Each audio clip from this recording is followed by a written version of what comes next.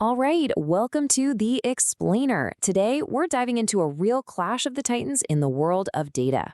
In one corner, you've got the undisputed champion of order and structure, good ol' SQL. And in the other corner, the challenger that thrives on connections and relationships, the Graph Database. Let's see which one comes out on top in this AI-powered showdown. So let me ask you something. Have you ever felt like your data is speaking a completely different language? I mean, you know there are incredible insights just sitting there, locked away in these databases. But to get any answers, you have to know this secret code, right?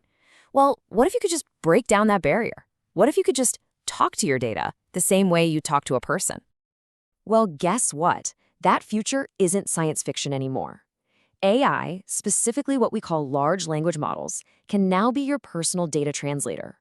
You just ask your questions in plain English, and the AI does the heavy lifting, translating it into complex code to unlock the answers you need. It's a total game changer. So how does all this magic actually happen? Well, a really key player here is a framework called LangChain. The easiest way to think about it is like a toolkit for the AI.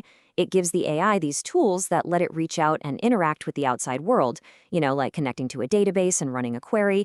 It's literally the bridge that turns a conversational AI into a seriously powerful data analyst.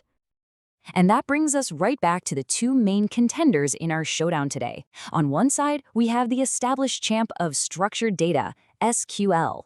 And on the other, the challenger that sees the world as a web of connections, the Graph Database. Now, they both want to answer our questions, but they think about the problem in fundamentally different ways. Let's break this down with a quick analogy, because it really helps. Imagine SQL is like a super meticulous librarian with a perfectly organized filing cabinet. Every single piece of information has its exact spot, right? It makes finding specific facts incredibly easy. Now, picture a graph database as more of a brilliant detective, connecting seemingly random clues on a giant corkboard with red string. It's all about the relationships, those hidden patterns that tell the real story. Okay, so this isn't just some theoretical discussion. We're basing this whole explainer on a fantastic, real-world experiment we found in a developer's project on GitHub.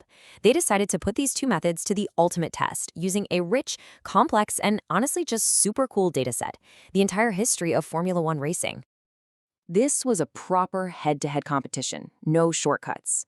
They took the exact same F1 data and loaded it into two different kinds of databases. One structured like that filing cabinet, that's our SQL, and the other like that mind map, our graph database. Then they connected the same AI to both, creating a perfectly level playing field to see which approach was going to come out on top. All right, it's time for round one. Both systems were given the exact same challenge, a question that would really test their ability to connect different pieces of information.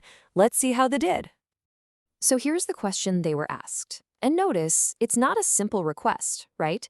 To answer this, the AI has to understand what pole position even means, then connect it to a specific driver, then check if that same driver also won the race, and then filter all of that down to just one event, the Singapore Grand Prix. It's got a few layers to it. And right here, you can see that SQL filing cabinet approach in action. The AI generated this code, which is basically a set of very precise instructions for our librarian. It's saying, okay, go to the races cabinet and find the Singapore Grand Prix file. Then go to the qualifying cabinet and find out who was on pole for that race. Now check the results cabinet to see if that same driver won. Oh, and finally, go to the drivers cabinet to get their name. It's a very systematic, step-by-step process. But now, look at the graph approach. This code, written in a language called Cypher, is completely different. It's like our detective following the threads on the corkboard. It starts with the Singapore Grand Prix and just follows the connections.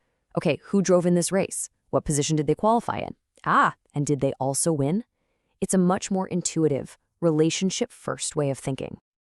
So, what was the verdict for this round? It's a perfect match. They both got it exactly right. Even though they generated totally different code and used these fundamentally different ways of thinking, both the SQL and the graph methods came back with the exact same correct list of drivers and years. Pretty cool, huh? But hey, one question isn't enough to really declare a winner, right? So the experimenters put both systems through a pretty grueling 20-question gauntlet. They tested everything from simple counts to really complex multi-step queries. And the questions really did cover a wide range. You had simple stuff like counting things, then finding a maximum value, all the way to really deep relational questions. They even threw in a trick question, asking about the 2020 Monaco Grand Prix, which, you might know, was actually canceled. That was a great test to see if the AI could handle exceptions and, find nothing when there's nothing to find. So, after all that testing, what's the final verdict? Who actually won this showdown? Well, the biggest takeaway from the project is that it's not really about finding a single winner. It's about understanding that you've got a choice of powerful tools, and the real key is knowing which one to pick for the job you're trying to do. So here's the bottom line. For questions about facts and figures, like how many or what's the total, that SQL librarian with the filing cabinet is definitely your go-to. It's precise, it's fast, it's a calculator. But for questions about relationships and those hidden connections, how is this connected to that? You really need the Graph Detective. It's not about which one is better overall, it's about which one is right for the question you're asking right now.